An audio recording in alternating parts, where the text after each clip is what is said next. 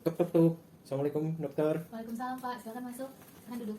Ya, terima kasih dok. Assalamualaikum warahmatullahi wabarakatuh. Perkenalkan, nama saya Dr. Aiman Sari yang sedang berjaga di Puskesmas pada pagi hari ini. Baiklah Bapak, kalau boleh saya tahu, saya berbicara dengan Bapak siapa? Bapak dari Muhammad Yusuf. Dari Muhammad Yusuf ya. Ya. Di sini saya akan menggunakan bahasa Indonesia untuk memperlancar komunikasi. Nah, kalau boleh saya tahu, umur Bapak Dawin berapa ya? 23. 23 tahun ya. Ya. Alamatnya di mana Pak? Di Gondilan. Pemilihan baik. Untuk pekerjaannya apa Pak? Swasta. Swasta. Ya. Datang sini dengan keluhan apa ya Pak? Sesak nafas. Sesak nafas. Kalau boleh saya tahu, sesak nafasnya sejak kapan Pak? Sejak 2 bulan yang lalu. 2 bulan yang lalu. Iya. Apakah sesaknya itu berulang? Ya berulang dok. Iya, baik. Apakah sesak nafasnya disertai dengan kaki bengkak? Tidak tahu bengkak apa gimana, tapi kalau dipegang nyeri seperti bengkak. Baik, nyeri seperti bengkak Iya. ya. Selanjutnya, sebelumnya Bapak Dawin itu ada riwayat darah tinggi atau sakit gula atau kolesterol tidak? Ada dok. Ya. Darah tinggi. Baik, darah tinggi ya. Iya. Selama ini sudah berobat apa belum? Belum. Belum. Baik, berdasarkan keluhan Bapak Dawin, di sini saya akan melakukan pemeriksaan fisik jantung. Sebelumnya, apakah Bapak Dawin bersedia?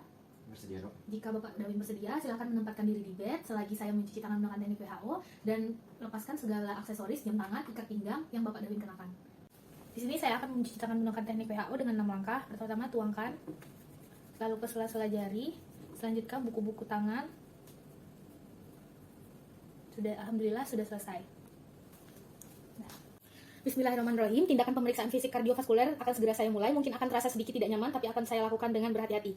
Pertama-tama saya akan melakukan inspeksi. Di sini kesadaran Bapak Dawin kompos mentis, tidak terdapat bercak-bercak merah pada kulit. Selanjutnya untuk bentuk dada dari Bapak Dawin sendiri tidak menunjukkan barrel chest atau pencembung yang dinamakan normal. Selanjutnya tidak nampak pulsasi pada ictus cordis. Selanjutnya palpasi saya akan menggunakan 2 jari pada SIC5. Pada SIC5 saya akan meraba ictus cordis yang dinamakan normal karena teraba. Selanjutnya saya akan menggunakan telapak tangan di bawah papila mamae. Ictus cordis teraba, tidak terjadi penjalaran denyut tan impuls dari impuls cordis. Selanjutnya saya akan mendeteksi pergerakan ventrikel kanan akibat pembesaran, ternyata tidak ada, yaitu normal. Selanjutnya saya akan menggunakan telapak tangan saya pada daerah distal di area apex dengan lalu dikatup tricuspid pada SIC4, lalu dikatup pulmonal, lalu dikatup aorta pada SIC2 linea sternalis dextra. Pada pemeriksaan ini tidak ada denyutan yang berarti normal. Selanjutnya saya akan melakukan perkusi dari batas kiri.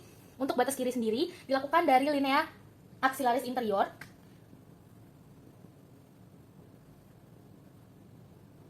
Selanjutnya dari batas kiri itu terdapat perubahan suara dari sonor ke timpani. Lalu saya akan meletakkan 2 jari saya dan melakukan perkusi dari arah lateral ke medial hingga didapatkan suara redup. Di sini ditemukan batas kiri jantung normal pada SIC5 linea mid clavicula sinistra. Selanjutnya saya akan meraba batas kanan jantung Bapak Dawin dari linea subclavicula destra untuk mencari suara perubahan sonor ke peka. Jika dirasa sudah menemukan, lalu tarik 2 jari di atas perbatasan saat tadi, lalu ubah ke arah dari lateral ke medial untuk mencari suara sonor ke redup. Ditemukan bunyi suara jantung relatif linea parasternalis dextra SIC di SIC4 dan 5. Selanjutnya dilakukan perkusi sampai suara redup kapsul terdengar. Di sini terdapat bunyi jantung absolut pada batas kanan. Selanjutnya saya akan melakukan auskultasi. Silakan Bapak Dawin tarik nafas yang rileks, bernafas dengan normal. Selanjutnya saya akan menggunakan corong diafragma besar. Selanjutnya meraba arteri radialis pada Bapak Dawin sembari mencari bunyi jantung pada area apex. Bernafas Bapak Dawin. Pada area apex itu ditemukan suara jantung 1 dan 2 normal, tidak ditemukan bising pada apex maupun suara tambahan. Lalu saya akan memeriksa area katup tricuspid pada SIC4. Bernafas Bapak Dawin. SIC4 linea parasternalis menggunakan sisi diafragma, bunyi jantung 1 dan 2 normal. Selanjutnya area katup pulmonal pada linea sternalis SIC2. Silakan Bapak Dawin bernafas normal. Di sini area katup pulmonal terdengar suara denyut jantung 1 dan 2 yaitu normal. Selanjutnya pada bagian katup aorta pada linea sternalis dextra SIC2.